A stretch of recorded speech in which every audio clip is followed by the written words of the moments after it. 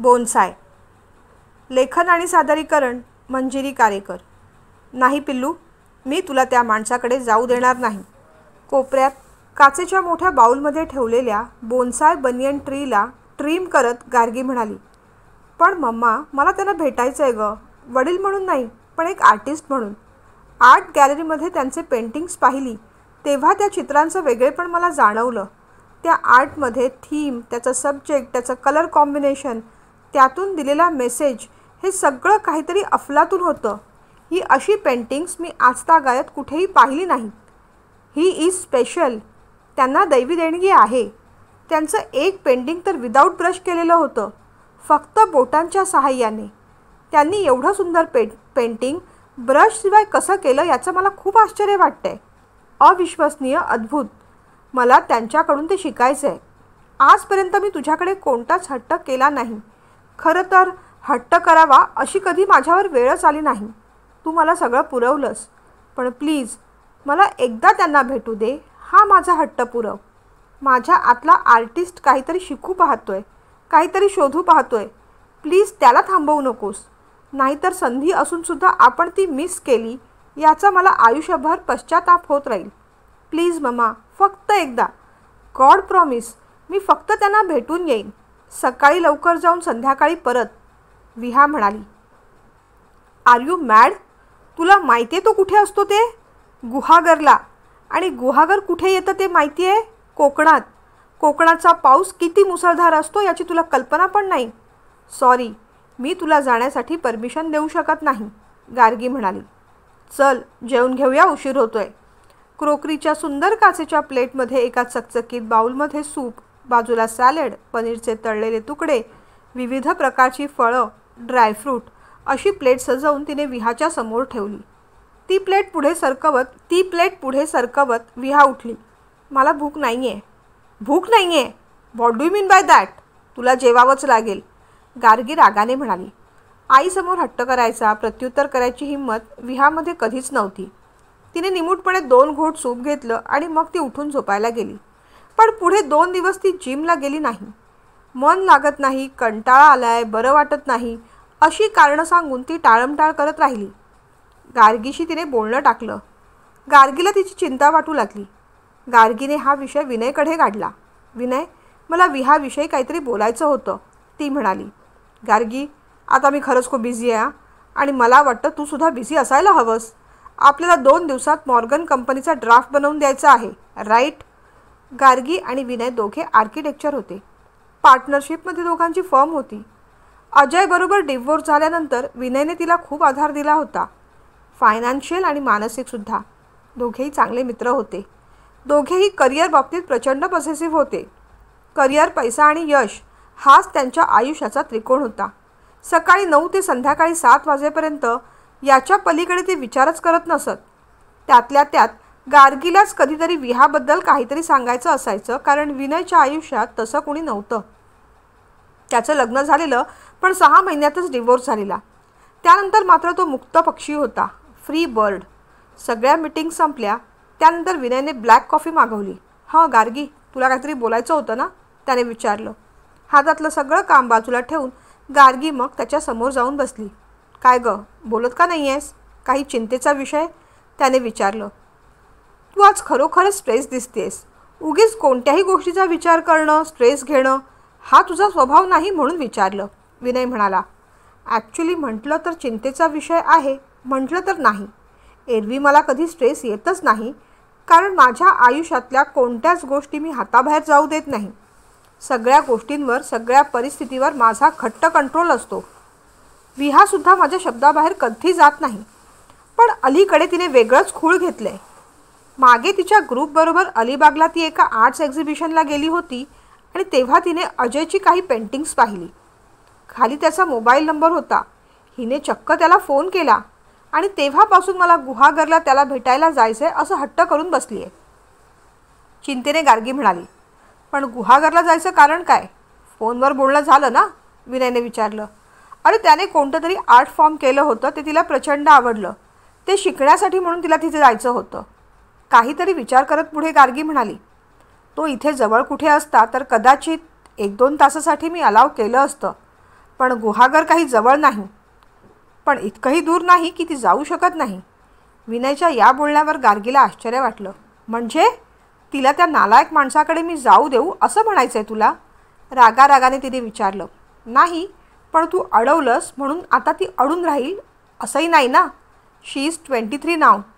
ही तरुण मुलं अडनड वयातली असतात. वाहतं पाणी उसळलं तर शिस्तीचे बंधारे घालूनसुद्धा अडवणूक करता येत नाही हे ठाऊक आहे मला. मला वाटतं तू तिला तिथे जाऊ द्यावंस. आणि तो माणूस तुझ्या दृष्टिकोनातून कसाही असला तरी तिचा तो बाप आहे आणि त्याची ती मुलगी. आता तिच्याकडे पाहण्याचा दृष्टिकोन तुझ्यासाठी त्याचा जसा असेल त्यापेक्षा निश्चितच वेगळा असणार आहे.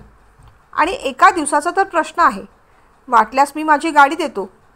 माझ्या ड्रायव्हरला रमेशला सांगतो सकाळी लवकर निघेल, संध्याकाळी परत घेऊन येईल तिला. विनयची ही कल्पना गार्गीला पटली, कारण विहा आता हट्टाला पेटली होती. उघडपणे ती काही बोलत नसली तरी तिचा मूक बहिष्कार चालूच होता. घरी ती शांत शांत राहत होती. गार्गीशी तिने बोलणं टाकलेलं. खाण्यापिण्यात तिचं लक्ष नव्हतं. शेवटी विनय सांगतो त्याप्रमाणे ड्रायव्हर आणि गाडी घेऊन तिला पाठवायचं आणि संध्याकाळी परत यायला सांगायचं या अटीवर तिने विहाला जाण्याची परवानगी दिली. खरंच मम्मा, खरंच जाऊ मी? Thank you so much. विहाने आपली बॅग भरली. एखादा ड्रेस, छत्री, चार्जर, खाण्यापिण्याचं साहित्य, कॅनव्हस आणि कलर. तू पोचलीस की लगेच फोन कर आणि लवकरच निघा तिथून, असं म्हणत गार्गीने तिला निरोप दिला. सकाळी 6 वाजता विहा गुहागरला जायला निघाली. सुदैवाने पाऊस नव्हता, त्यामुळे सुखरूपपणे ती निघाली. तिची मनस्थिती फार विचित्र आणि वेगळी होती. मनात हुरहुर होती, उत्सुकता होती, भीती होती, आनंद होता. गेल्या 14-15 वर्षात ती तिच्या वडिलांना भेटली नव्हती. मम्मी डॅडींचे संबंध फार विकोपाला गेले होते. मम्मा सतत म्हणायची, त्या माणसासारखा बेजबाबदार माणूस, बेफिकीर माणूस या जगात कुणी नसेल. स्वतःच्या जबाबदाऱ्या झटकून छंदांना पोसणारा माणूस. ती म्हणायची, फक्त रंग आणि कुंचल्याने पोट भरता येत नाही. त्यांची रोज भांडणं व्हायची आणि अशाच एका भांडणात डॅडींनी मम्मावर हात उचलला होता. ते सहन न होऊन मम्माने त्यांची पोलीस कंप्लेंट केली आणि मग शेवटी दोघांनी डिवोर्स घेतला. त्यानंतर जेव्हा जेव्हा ती डॅडींना भेटली होती ते मम्माच्या निगराणीखाली, अगदी थोड्या वेळासाठी. त्याही दरम्यान त्या दोघांचं भांडण व्हायचंच. जे काही बोलायचे ते माझ्यासमोर बोल. तिला एकटीला मी तुझ्याबरोबर कुठेही पाठवणार नाही, असं मम्मा म्हणायची. ती माझी देखील मुलगी आहे. तिला भेटण्यापासून मला तूच काय कोणताही कायदा अडवू शकत नाही. मग डॅडींनी तिला हाताशी धरत दुकानात जाऊन भरपूर सारी खेळणी, canvas, colour brush, drawing book असं काय काय घेऊन दिलं. बेटा, तुला कधीही माझी आठवण झाली तर मला लगेच फोन कर, असं ते म्हणाले होते. पण तिच्याकडे बाबांचा नंबर कुठे होता आणि मम्मीच्या अपरोक्ष डॅडींना फोन करणं जवळजवळ अशक्य. मला करता आला नाही फोन. पण त्यांनासुद्धा कधी तसा प्रयत्न करावा असा नाही वाटला का? मी त्यांचीही मुलगी होते ना. पण ते कसं करतील? ते त्यांच्या संसारात रमले. डॅडींचा चेहरा धुरकट तिला आठवत होता. त्यांची बायको शर्वरी आंटी आणि त्या दोघांची मुलगी इरा. त्यांच्या आठवणीने मात्र तिचं मन कडवट झालं. डॅडी किती सहजपणे त्यांच्या आयुष्यात पुढे गेले. मम्मा आणि आपण तिथेच राहिलो. खरं तर आज ती तिथे का जात होती हेही तिला कळत नव्हतं. पेंटिंगचं तर फक्त निमित्त होतं. तिला डॅडींना भेटायचं होतं. त्या दिवशी अलिबागला पेंटिंग पाहून ती हुरळून गेली होती खरी, आणि ही पेंटिंग्स आपल्या डॅडींची आहे याचा तिला खूप अभिमान वाटला होता. कसलाही विचार न करता खाली दिलेल्या मोबाईल नंबरवर तिने सरळ सरळ फोन केला होता. तिने जेव्हा डॅडींना सांगितलं होतं की मी विहा बोलतेय तेव्हा त्यांना किती आनंद झाला होता. त्यांच्या आवाजावरून तिला ते जाणवलं होतं. पण एवढ्या वर्षात तो आनंद कुठे गेला होता? त्यांना कधीच आपल्याला भेटावंसं, फोन करावंसं वाटलं नाही. या सगळ्या गोष्टींचा जाब तिला विचारायचा होता. विचारायचं होतं की तुम्ही मम्माला आणि मला सोडून का गेलात? का दुसरं लग्न केलं? मम्माशी ॲडजस्ट का नाही केलं? ती खरं तर गेलीही नसती, पण डॅडीज म्हणाले की बेटा, तू एकदा तरी इथे यायला हवंस, मला भेटायला हवंस. प्लीज फक्त एकदा मला भेटायला ये.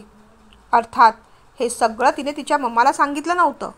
मम्माला जर हे सांगितलं असतं तर मम्माने कधीच पाठवलं नसतं. उलट डॅडींना फोन करून भांडणच केलं असतं. विहाच्या बाबतीत ती प्रचंड पॉझिटिव्ह होती. मम्मी डॅडींच्या भांडणात आपली मात्र होरपळ झाली. मध्ये वाटेत एका हॉटेलमध्ये चहा पाण्यासाठी गाडी थांबवली. फ्रेश झाली आणि मग ती गाडीतच झोपून गेली. उठली तेव्हा हलक्या हलक्या सरी सुरू झाल्या होत्या. बहुतेक कोकण आलं असावं. नारळी पोफळीची उंच झाडं, भात शेती, लाल माती आणि सगळीकडे हिरवगार. तिला खूप फ्रेश वाटलं. ड्रायव्हर काका, आपण कुठे आलोय? आलोच गुहागरला. ड्रायव्हर काका असं म्हणताच ती ताठ होऊन बसली. आता थोड्या वेळातच डॅडींचं घर येईल. ते आपल्याला भेटतील.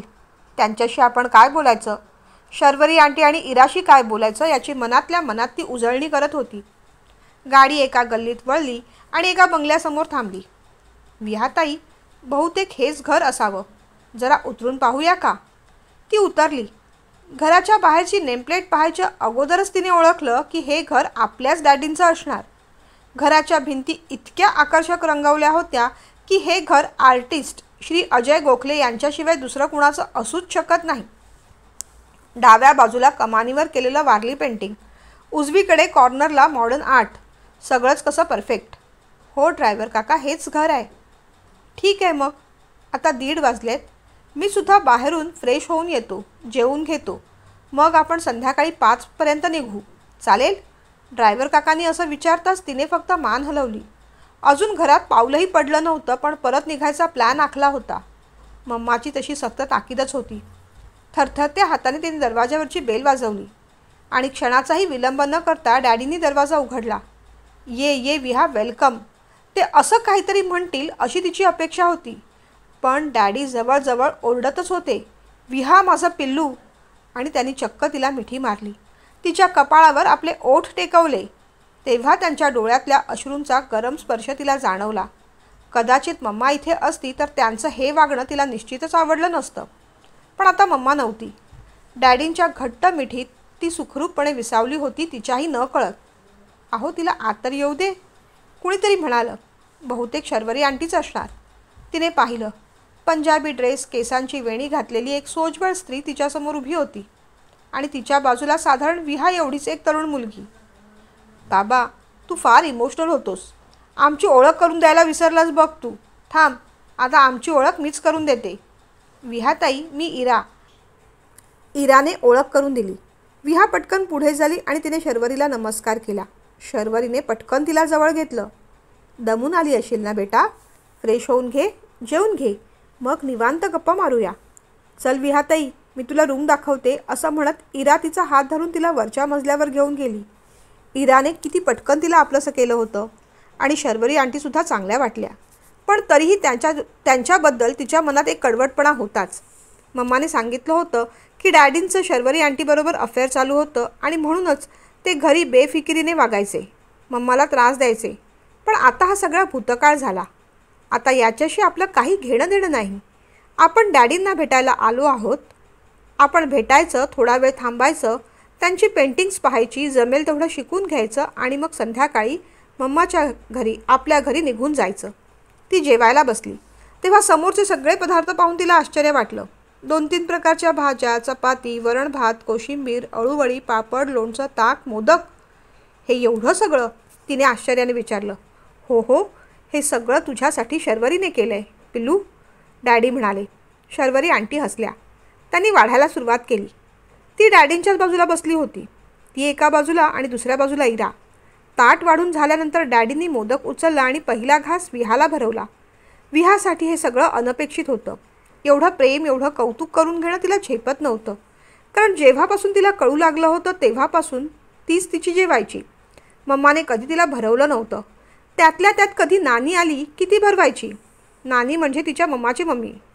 नानी पण मोदक मस्त करायची. मोदक विहाला खूप आवडायचे. नानीने मोदक केले की विहा फक्त मोदकच खायची. तेव्हा नानी म्हणायची, अगदी बापावर गेली आहेस. अजयलासुद्धा मोदक खूप आवडायचे. आणि मग सुस्कारा टाकत ती म्हणायची, लाखात एक होता तुझा बाप, फक्त तुझ्या आईशी पटवून घेता आलं नाही. डॅडीना मम्मा नकोच होती, कारण त्यांना शर्वरी आंटीशी लग्न करायचं होतं. हेच तर मम्माने तिला सांगितलं होतं. मोदक छान झालेत, शर्वरी आंटीकडे पाहून विहा म्हणाली. समोर बसलेल्या शर्वरी आंटी पटकन उठल्या आणि विहा नको नको म्हणत असताना तिच्या ताटात आणखीन 2 मोदक वाढले. मग त्यांच्या गप्पा झाल्या. शर्वरी आंटी घरीच असतात. इरा इंजिनिअरिंग करते आणि डॅडींना तर वेळच नसतो. सतत एक्झिबिशन, ऑर्डर, सतत काम चालू असतं. तू आता काय करतेस बेटा? डॅडीने विचारलं. माझं आर्किटेक्चर पूर्ण झालं. आता लवकरच मम्माची फर्म जॉईन करणार. मम्माची फर्म म्हणजे? डॅडींना काहीतरी विचारायचं होतं की काहीतरी बोलायचं होतं हे विहाला कळलं नाही, पण ती बोलून गेली. मम्माची फर्म म्हणजे मम्मा आणि विनय अंकलची पार्टनरशिपमध्ये जी फर्म आहे ती. ओ आय सी, भुवयात आणत डॅडी म्हणाले आणि मग ते शांत झाले. त्यांनी विषय बदलला. पिल्लू, जेवण झाल्यानंतर मी तुला माझा आर्ट स्टुडिओ दाखवतो. तुला खूप आवडेल अगं. जेवण झाल्यानंतर विहा वरच्या मजल्यावरच्या त्यांच्या आर्ट स्टुडिओमध्ये गेली आणि कलेचं ते दालन पाहून ती आश्चर्यचकित झाली. मोठे कॅनव्हास, त्याच्यावर केलेले खूप सुंदर पेंटिंग्स, भिंतीला लावलेली डॅडींची फेमस पेंटिंग्स, त्यांना मिळालेले अवॉर्ड्स. एका भल्या मोठ्या गुहेत जावं आणि तिथे फक्त माणिक मोती रत्न असावेत, त्यातले किती वेचता येतील तेवढे वेचून घ्यावेत अशा नजरेने ती डॅडींची पेंटिंग्स पाहत होती. हे बघ पिल्लू, हे चित्र पॅरिसच्या कॉम्पिटिशनमध्ये याला अवॉर्ड मिळालं होतं आणि हे बेस्ट नेचर पेंटिंग आहे आणि तिथे स्केचेस आहेत. हां, आणि पिल्लू, हे जे आहे ना, हे ब्रश शिवाय केलेलं पेंटिंग आहे, फक्त बोटांनी. विहा विस्फारलेल्या नजरेने अद्भुत पेंटिंग पाहत राहिली. हेच मला शिकायचं होतं, ती बोलून गेली. हो, मग चल, तुला लगेचच शिकवतो. डॅडीनी तिचा हात धरला आणि स्टँडला लावलेला कॅनव्हासजवळ तिला घेऊन गेले. एका मोठ्या पॅलेटमध्ये त्यांनी 7-8 रंग रिते केले. आपली बोटं त्यात बुडवली आणि कॅनव्हासवर फिरवली. फुलं, पक्षी, पानं सहजपणे बोटांनीच रेखाटली. रंगांची आणि डॅडींच्या बोटांची ती जादू विहा पाहत राहिली. इम्पॉसिबल, हे कसं काय जमू शकतं तुम्हाला? तिने आश्चर्याने विचारलं. मला का? तुलाही जमेल, प्रयत्न कर, डॅडी म्हणाले. नको, नाही जमणार. का? माझ्या पिलूला का जमणार नाही? डॅडींनी मग तिची लांब सडक बोटं आपल्या हातात घेतली, रंगात बुडवली आणि तिचा नाजूक हात आपल्या हातात धरून एका सुंदर मुलीचं चित्र रेखाटलं. जमलं की नाही? कॅनव्हासवर टिचकी मारत ते म्हणाले. त्या चित्राकडे पाहत ते म्हणाले, ही माझी पिल्लू आता सदैव माझ्यासोबत राहील. हे पेंटिंग माझ्यासाठी लाख मोलाचं असणार आहे, कारण ते तू तुझ्या हाताने केलेस. पेंटिंगकडे पाहत ते बोलत होते. डोळ्यातून अश्रू वाहत होते. विहाला पण भरून येत होतं. हे आर्ट मला शिकवल्याबद्दल थँक्यू, ती म्हणाली. डॅडी हसले. मग गुरुदक्षिणा काय देणार? डॅडीने विचारलं. विहा गोंधळात पडली. गुरुदक्षिणा काय देऊ? तिच्या डोक्यावर हात ठेवत डॅडी म्हणाले. मला डॅडी म्हणशील? डॅडी म्हणून हाक मारशील बेटा? विहाच्या लक्षात आल्यापासून आपण त्यांना फक्त आहोजाहो करत आहोत. आपण त्यांना हाक मारलेली नाही. पण त्यांनी आठवण करून दिल्यानंतर तिला ते अधिकच जड वाटू लागलं. खूप कष्टाने ती बोलली. डॅडी, परत एकदा बोल ना बेटा, प्लीज, परत एकदा बोल. लहान मुलासारखे डॅडी विनवणी करू लागले. डॅडी, ती पुन्हा म्हणाली. डॅडींना बरं वाटलं. ये बेटा, तुला आणखीन पेंटिंग्स दाखवतो. विहाने सगळी पेंटिंग्स पाहिली. एका पेंटिंगकडे येऊन तिचे पाय थबकले. एका बाप लेकीचं स्केच होतं ते. कॅनव्हासवर पेंटिंग करणारे दोघे जण, बाप आणि लेक. इतका वेळ धरून ठेवलेल्या भावना बाहेर पडल्या आणि मग तिलाही रडू फुटलं. डॅडीने तिचे खांदे थोपटले. तुला काय वाटतं हे मी समजू शकतो बेटा, पण रडू नकोस, शांत हो. तुझ्या वाटेचं प्रेम, इच्छा असूनसुद्धा मी देऊ शकलो नाही, हीच गिल्ट मला मरेपर्यंत लागणार आहे. पण हे माझ्या बाबतीतच का घडलं डॅडी? तुमच्या भांडणाची शिक्षा मला का मिळाली? रडत रडत तिने डॅडींना प्रश्न विचारला. तिच्या खांद्यावर हात ठेवत डॅडी तिला बाहेरच्या बाल्कनीत घेऊन गेले. संथपणे हलणाऱ्या झोपाळ्यावर दोघेजण बसले. थोडा वेळ शांतता होती. मग डॅडींनी बोलायला सुरुवात केली. पिल्लू, आज मी जे काही सांगणार आहे ते तुला कधीच सांगायचं नाही असंच मी ठरवलेलं, कारण तुझ्या मम्माला ते आवडलं नसतं. शिवाय तू मला भेटशील, रादर तुझी मम्मा मला भेटू देईल याची मला 0 शक्यता वाटत होती. पण योगायोगाने आपण भेटलो. आता मात्र मला आमच्या भूतकाळात जे काही घडलं आहे ते सांगायचं आहे. यात तुझ्या मम्माची कशी चूक होती हे, किंवा मी कसा बरोबर होतो म्हणून तुझ्या मनात माझ्याबद्दल आदर निर्माण करायचा हे दाखवून देण्यात मला काडीचाही इंटरेस्ट नाही. तसा मला प्रयत्न देखील करायचा नाही. पण मला खरं सांगायचं आहे. तू त्याच्यावर विश्वास ठेवावा असंही मला नाही वाटत. पण तरीही तुला खरं कळलं पाहिजे बेटा. डॅडी काय बोलतायत हे विहा लक्ष देऊन ऐकू लागली. तुझ्या मम्माचं आणि माझं अरेंज मॅरेज. मी स्वतः इंजिनियर होतो, चांगली नोकरी होती.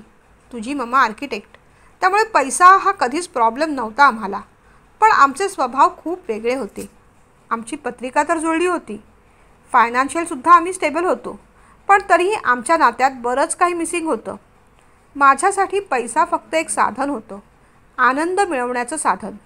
जरूर तेवढा पैसा मी कमवून ठेवलाच होता. जॉबमध्ये माझं मन लागत नव्हतं. मला माझ्या कलेला वाहून घ्यायचं होतं. मला वाटायचं आहे तेवढं आपल्याला पुरेसं आहे. आता आपण आपल्या आयुष्यातला आनंद शोधला पाहिजे. मला वाटायचं तुझ्या मम्माला घेऊन जग फिरावं, निसर्ग पाहावा, जे जे सुंदर आहे ते कॅनव्हासवर उतरावं. पण तुझ्या मम्माला त्या सगळ्यात काही रस नव्हता. तिला फक्त पैसा हवा होता, जास्तीचा पैसा, अधिक जास्तीचा पैसा. कारण पैसा हे माझ्यासाठी साधन असलं तरी तिच्यासाठी मात्र ते साध्य होतं. वेळ, शक्ती, बुद्धी सगळं पणाला लावून जास्तीत जास्त पैसा तिला कमवायचा होता. तिच्या दृष्टिकोनातून बँक बॅलन्स फुगायला हवं होतं, कारण तिच्या दृष्टिकोनातून पैसा म्हणजे निव्वळ साध्य. तिचं सर्वस्व होतं. तेही ठीक होतं. तिच्या निर्णयाला माझा पूर्ण पाठिंबा होता. तिला जे आवडतं ते तिने करावं. कामात तिला आनंद मिळत असेल तर तिने तो मिळवावा, त्यातून गडगंज पैसाही कमवावा. फक्त पैशाच्या त्या रेसमध्ये मला धावण्यासाठी फोर्स करू नये अशी माझी इच्छा होती. कारण पैसे मिळवण्यात मला काहीच आनंद मिळत नव्हता. माझा आनंद होता तो माझ्या कलेत. पैसा माझ्यासाठी फक्त एक बाय प्रोडक्ट होता. अगदी सुरुवातीला माझं स्ट्रगलिंग पिरियड चालू असला तरी आपल्या संसाराला लागेल एवढा पैसा मी निश्चित कमवेल अशी मी तिला खात्री देत राहिलो. पण तिला माझी कधी खात्री वाटलीच नाही गं. कारण तिला स्वतःवर सोडून बाकी कुणावरही विश्वास नव्हता. तिला सगळं तिच्या कंट्रोलमध्ये हवं होतं, तिच्या मनासारखं. पैसा, परिस्थिती, व्यक्ती आणि नातीसुद्धा. ज्या वेळेस त्यापैकी काहीही तिच्या कंट्रोलच्या बाहेर जात आहे असं तिला वाटायचं तेव्हा ती हायपर व्हायची. पण प्रत्येक वेळेस प्रत्येक गोष्ट आपल्या कंट्रोलमध्ये हवी हा अट्टहास देखील बरोबर नाही ना. म्हणजे ते पॉसिबलच नसतं. हो, एखाद्या व्यक्तीला तुम्ही कंट्रोलमध्ये ठेवू शकता, पण तिच्या विचारांना, भावनांना तुम्ही कसं कंट्रोल करणार? तेच तिने माझ्या बाबतीत केलं. तेच ती तुझ्या बाबतीत करू पाहत होती. आणि तुझ्या बाबतीत तसं होऊ नये यासाठी मी प्रयत्न केला. पण मग तिने मलाच वेगळं केलं. डिवोर्स घेतला. माझा स्वभाव मुक्त होता. मला मोकळेपणा आवडतो. पण म्हणून मी बेफिकीर नव्हतो. तुझी संपूर्ण जबाबदारी मी आनंदाने घेतली असती. पण तिला मला कंट्रोल करायचं होतं, तुला कंट्रोल करायचं होतं, आपलं नातं देखील कंट्रोल करायचं होतं, परिस्थिती कंट्रोल करायची होती. म्हणून तिने तुला डिवोर्सनंतर तुझ्याकडे ठेवलं आणि तुला मला फारसं भेटू दिलं नाही. तुला फोन करायचा, भेटण्याचा मी खूप प्रयत्न केला, पण तिने तसं काही चालू दिलं नाही. तुला भेटायला मी तडफडत राहिलो, पण तुझ्या मम्माने सगळे मार्ग बंद केले आणि मग मी खचत गेलो. तिने माझा नंबर ब्लॉक केला. मी एकटा पडलो, खूप एकटा. बोलता बोलता डॅडी थांबले. तुम्ही एकटे होतात? शर्वरी आंटी नव्हती तुमच्यासोबत? थोड्याशा रागानेच विहाने विचारलं. तिच्या डोक्यावरून हात फिरवत डॅडी म्हणाले, तुझ्या मम्माने तुला काय सांगितलं मला नाही माहीत, पण जेव्हा आमचा डिवोर्स झाला तेव्हा शर्वरी आंटी माझ्या आयुष्यात नव्हती. मी तिला ओळखत होतो, पण आमच्यात तेव्हा कोणतंही नातं नव्हतं. मम्माने आमच्या नात्यावर शंका घेतली, माझ्या चारित्र्यावरच शंका घेतली आणि त्या दिवशी रागाच्या भरात माझा हात उचलला गेला. डिवोर्स झाल्यानंतर मी एकटा पडत गेलो. हळूहळू शर्वरी आणि माझ्यात मैत्री झाली. प्रेमळ शर्वरीने मला सांभाळून घेतलं आणि मग आम्ही लग्नाचा निर्णय घेतला. पण माझ्या हृदयाच्या कोपऱ्यात तुझी जागा मात्र कायम तशीच राहिली आणि मरेपर्यंत ती तशीच राहणार आहे बेटा. यातला एकही शब्द खोटा नाही. वाटल्यास तू मम्माला विचारू शकतेस. पण तरीही मी सांगेन की हे सगळं करूच नकोस. त्याने तुझ्या मम्माला खूप त्रास होईल. तू तिला असं चौकटीत उभं करून प्रश्न विचारतेस हे तिला सहन होणार नाही. डॅडी म्हणाले. ते सगळं ऐकून विहाला खूप धक्का बसला होता. म्हणजे मम्मा इतके दिवस आपल्याशी खोटं बोलत राहिली. डॅडींची सुद्धा दुसरी बाजू होती तर. डॅडी म्हणतात तसं मम्माने कधीही आपल्याला डॅडींना भेटू दिलं नाही. खरंच ती डॅडींना कंट्रोल करत असेल? आपल्याला सुद्धा मम्मा किती कंट्रोल करते.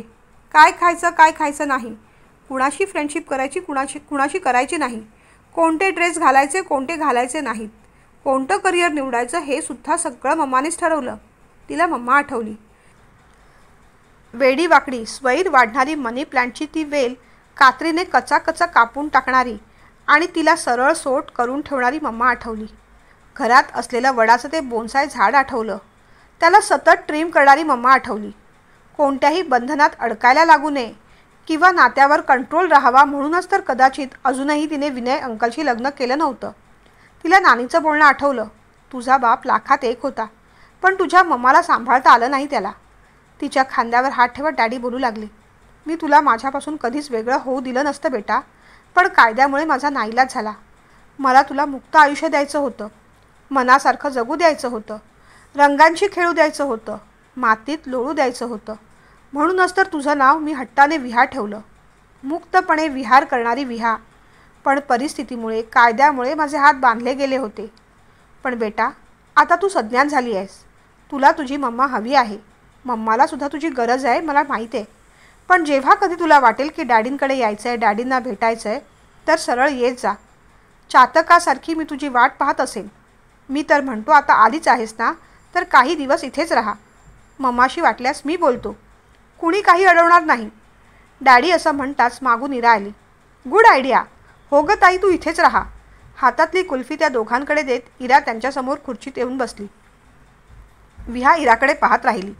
इरा आणि डॅडींचा फेसकट किती मिळता जुळता आहे. तिची बोलण्याची स्टाईल पण तशीच. हातवारे करताना अगदी डॅडींसारखीच वाटायची ती. डॅडींसारखाच मोकळेपणा आणि कॉन्फिडन्स. हो ताई, राहा ना, खरंच राहा, आपण खूप मजा करूया, इरा म्हणाली. विहा काही बोलली नाही. खरं तर तिला डॅडींकडे राहावंसं वाटत होतं, पण मम्मा काय बोलेल याची भीती वाटत होती. आणि शेवट आपण मम्माला प्रॉमिस केलं होतं की आपण लगेचच परत येऊ. ते प्रॉमिस मोडणंसुद्धा बरं नाही. तेवढ्यात शर्वरी आंटी आल्या. आम्हालासुद्धा विहाशी थोडं बोलू देणार की नाही, डॅडींकडे पाहत त्या म्हणाल्या. विहा आलीस, खूप आनंद. विहाचा हात हातात घेत त्या बोलू लागल्या. विहा, तू आलीस, खूप आनंद झाला बेटा. येत राहा गं मधूनमधून. हेही तुझंच घर आहे. तुला फुलं आवडतात ना? आपल्या टेरेसवर खूप सारी फुलझाडं आहेत. येतेस पाहायला? सगळेजण मग टेरेसवर गेले. शर्वरी आंटीनी फुलवलेली बाग विहाने पाहिली. तिचं मन प्रसन्न झालं. 4 वाजून गेले होते. मी सगळ्यांसाठी कॉफी करून आणते, असं म्हणत शर्वरी आंटी खाली गेल्या.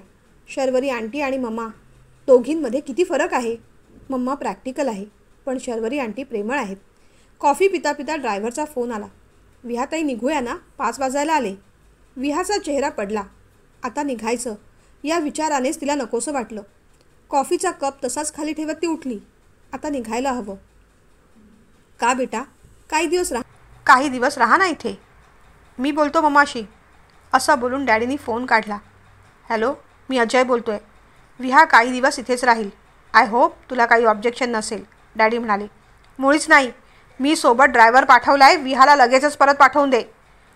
पण का? काही दिवस ती इथे राहिली तर काय बिघडणार आहे? इतके दिवस तू तुझी मनमानी केलीसच ना. आताही अजूनही तुला सगळ्या गोष्टी कंट्रोल करायच्याच आहेत का? असं करू नकोस गं प्लीज, आय बेग. माझ्या मुलीच्या सहवासाची मी तुला भीक मागतोय, डॅडी म्हणाले. तुझ्या इच्छेप्रमाणे आणि मनाप्रमाणे गोष्टी होणार नाहीत. मी म्हणते तसंच होईल. विहा परत येईल, मम्मी रागाने म्हणाली. नाही येणार.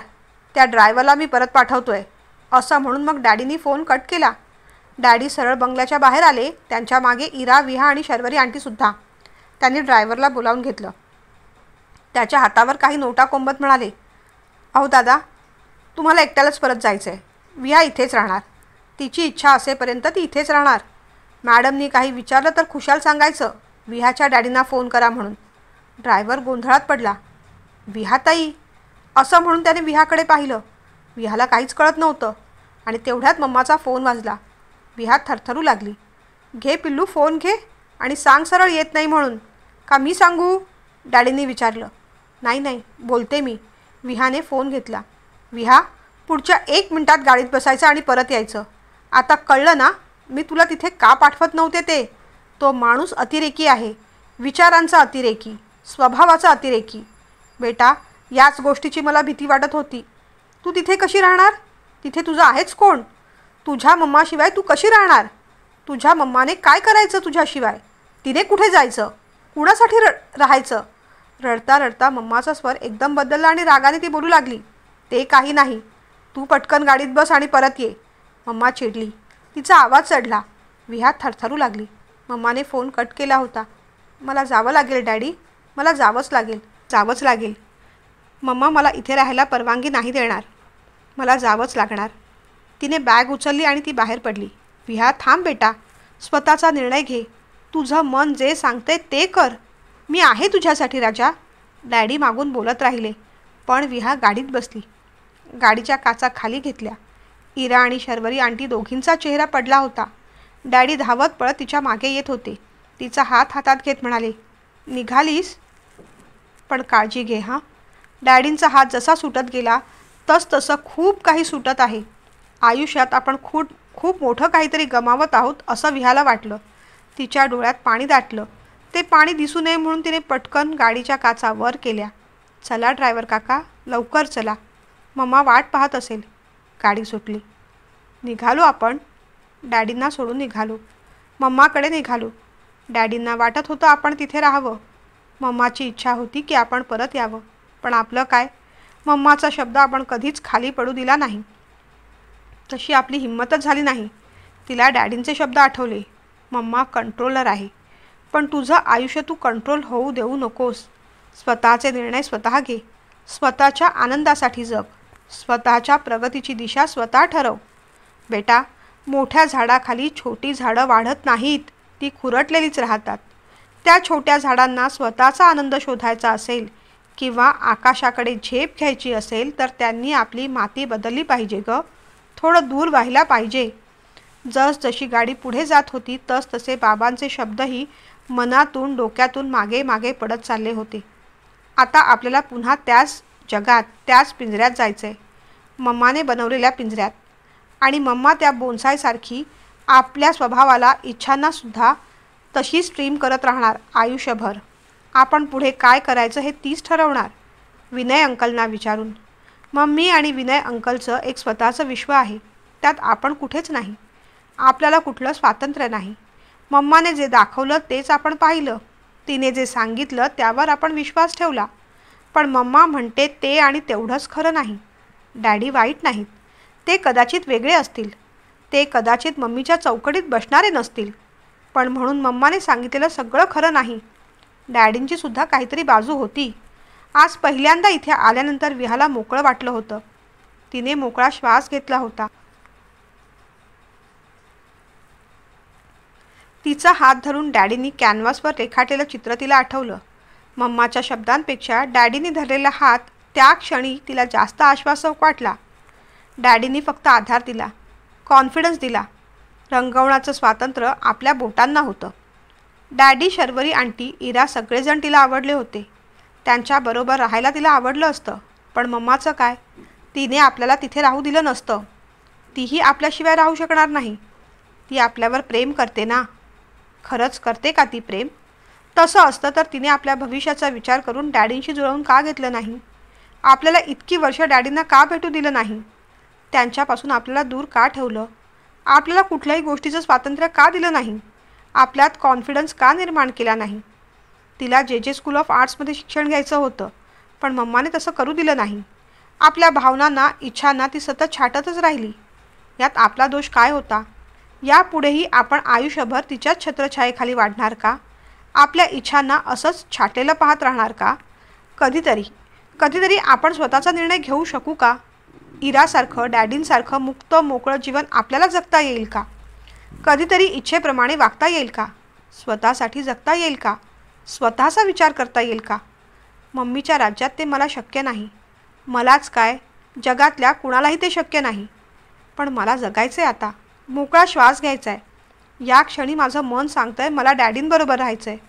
थोडे दिवस, जास्त दिवस की कायमचे ते नाही माहीत सध्या.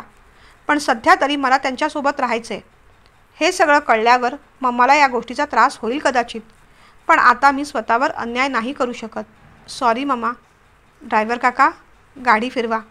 मी म्हणते ना, गाडी फिरवा. पुन्हा बंगल्यावर जायचं आहे, माझ्या डॅडींकडे. तिने मम्माला फोन लावला. मम्मा, आय एम सॉरी, पण मी डॅडींकडे राहायचं ठरवलं आहे.